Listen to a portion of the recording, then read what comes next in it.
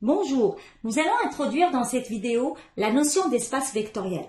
Prenons à présent l'exemple suivant.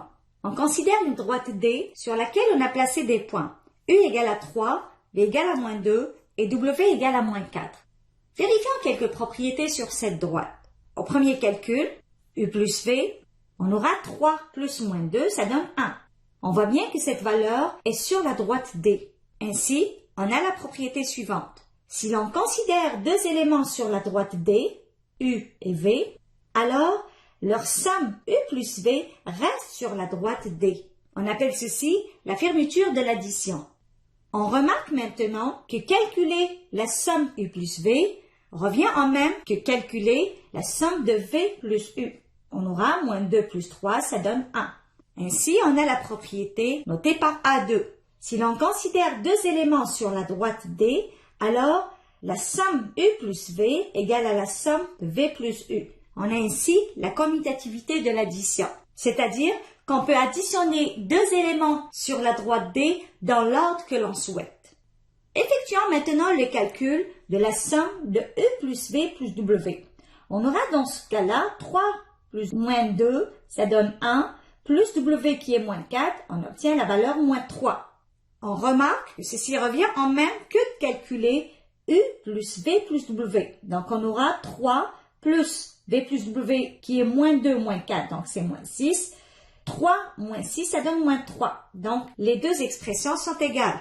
On a ainsi la propriété A3. Si l'on considère U, V et W trois éléments de la droite D, alors la somme de U plus V plus W est égale à U plus V plus W. On a ainsi l'associativité de l'addition. Comme conséquence de cette propriété, on peut négliger les parenthèses et considérer sans ambiguïté la somme U plus V plus W. Calculons maintenant U plus 0. Donc on aura 3 plus 0, ça donne 3. Propriété A4.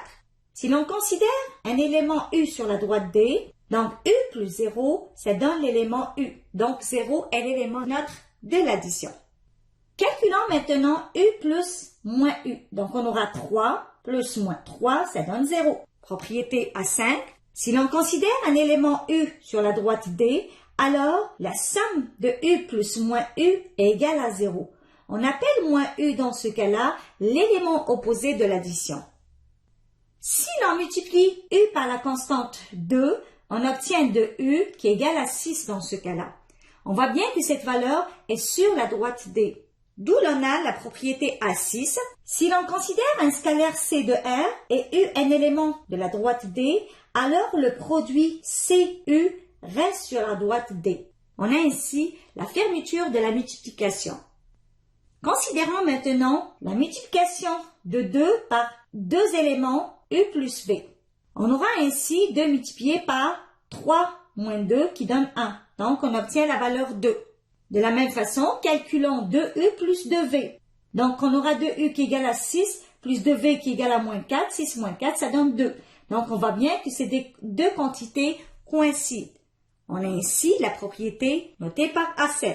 Si l'on considère une constante C de R, et puis deux éléments sur la droite U et V, alors C multiplié par U plus V, ça donne C multiplié par U plus C multiplié par V. On a ainsi vérifié la distributivité par rapport à l'addition des vecteurs.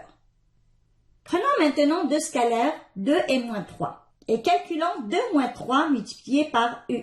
Donc on aura moins 1 multiplié par 3, ce qui donne moins 3. On remarque que ceci revient au même que de calculer 2U moins 3U. Donc on aura 6 moins 9 qui est moins 3. Donc les deux expressions sont égales. Ainsi on a la propriété A8. Si l'on considère deux scalaires C et D, et U un élément sur la droite D, alors la somme de C plus D multiplié par U est égale à CU plus D fois U. On a ainsi la distributivité par rapport à l'addition des scalaires.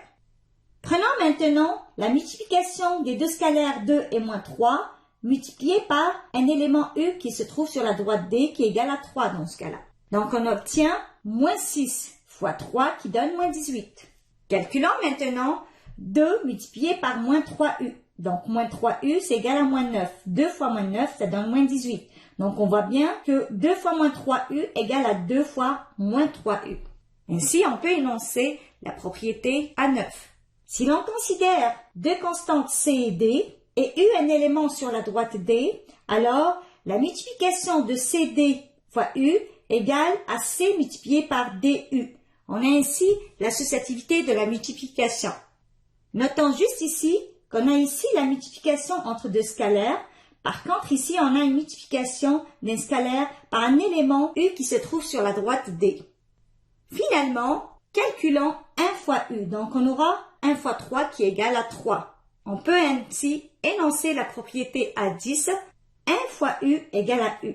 1 est l'élément neutre de la multiplication. Ce qu'on vient de vérifier jusqu'à maintenant, ce sont les 10 axiomes que doit vérifier un ensemble pour qu'il soit considéré comme un espace vectoriel.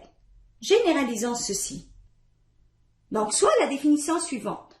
On appelle espace vectoriel tout ensemble non vide V constitué d'objets appelés vecteurs sur lequel sont définies deux opérations, l'addition et la multiplication par un scalaire, vérifiant les axiomes suivants. Donc ici, UV et W sont des vecteurs et CD sont des scalaires. En résumé, nous avons pu introduire dans cette vidéo la notion d'espace vectoriel. On a vu à travers un exemple quels sont les 10 axiomes que doit vérifier un ensemble pour qu'il soit considéré comme un espace vectoriel.